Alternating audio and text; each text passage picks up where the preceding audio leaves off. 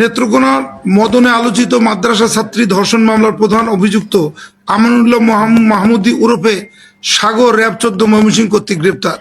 গত 23 এপ্রিল 2026 বাদীর দায়েরকৃত এজাহারের বিবরণে জানা যায় যে ধৃত অভিযুক্ত আমানুল্লাহ মাহমুদ ওরফে সাগর 30 নেত্রকোনা জেলার মদন উপজেলায় হযরত ফাতেমাতুজ্জোহরা মহিলা কওমি মাদ্রাসার প্রতিষ্ঠাতা ও শিক্ষক। ভুক্তভোগী শিশুটি একই এলাকার বাসিন্দা ও পরিবারের একমাত্র কন্যা সন্তান। শিশুটির বাবা তাদের ছেড়ে দীর্ঘদিন ধরে নিরুদ্দেশ। জীবিকার তাগিদে শিশুটির মা সিলেটে গৃহপরিচারিকার কাজ করেন। শিশুটি তার নানির কাছ থেকে ওই মাদ্রাসায় লেখাপড়া করত। গত কিছুদিন থেকে শিশুটির মা শারীরিক অবস্থার পরিবর্তন দেখে 18 April 2026 modern diagnostic centre Madan নেত্রকোনায় চিকিৎসকের শরণাপন্ন হলে শিশুটি 7 মাসের অন্তঃসত্ত্বা বলে জানা যায়।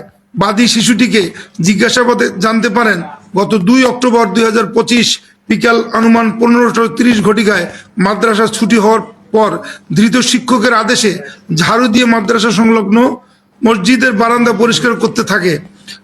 সেই মুহূর্তে ধৃত শিক্ষক শিশুটিকে তার কক্ষে ডেকে নিয়ে জোরপূর্বক তার ইচ্ছার বিরুদ্ধে ধর্ষণ করে বলে বাদী অভিযোগে উল্লেখ করেন।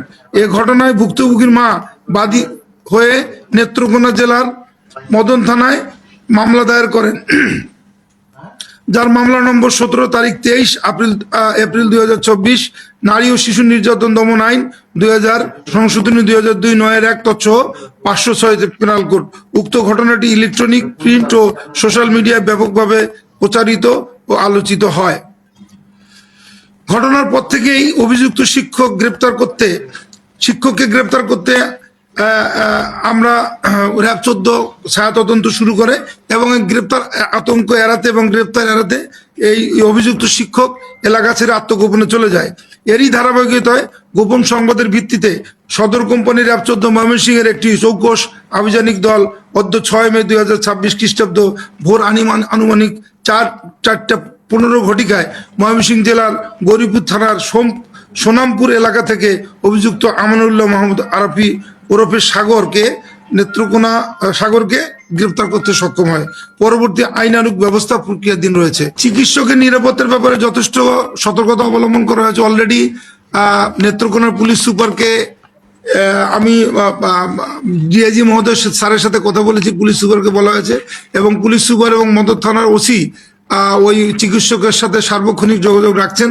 আমরাও কারা কারা তাকে থ্রেট দিচ্ছে, নিরাপত্তা ঝুঁকি আছে এরকম যারা তাদেরকে থ্রেট দিচ্ছে তাদের ফেসবুকে আমরা ট্রাভেল করছি। যদি এরকম আমরা